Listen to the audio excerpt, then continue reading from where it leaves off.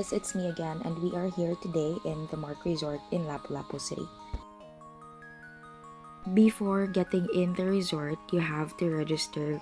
Okay, after registration, they will give you like a pass or bracelet, and then they will also check your temperature and other kanang safety protocols na para anti-COVID. So their day use with yacht is worth 1,250 per person katong nag-book me.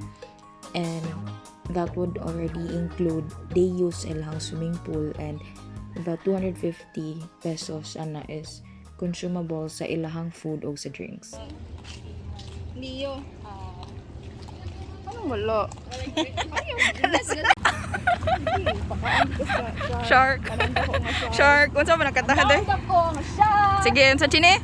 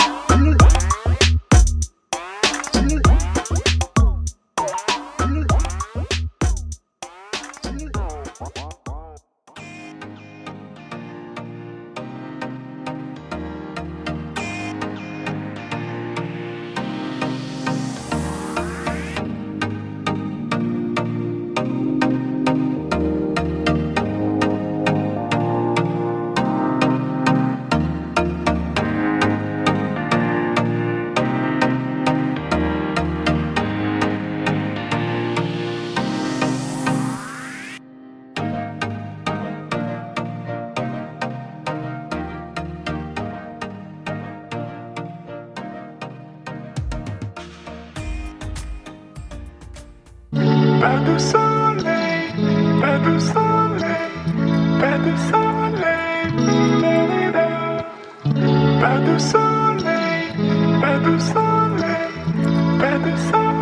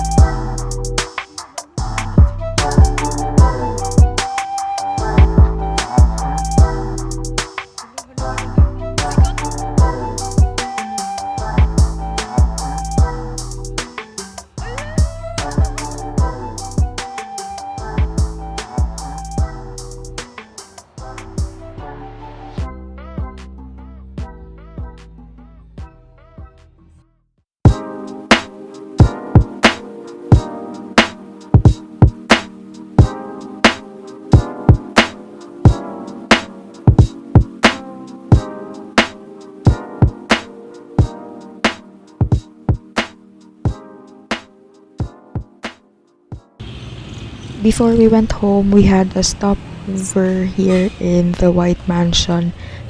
This is a cafe that's still located in Lapu-Lapu City, and more siya kanang 2D art inside.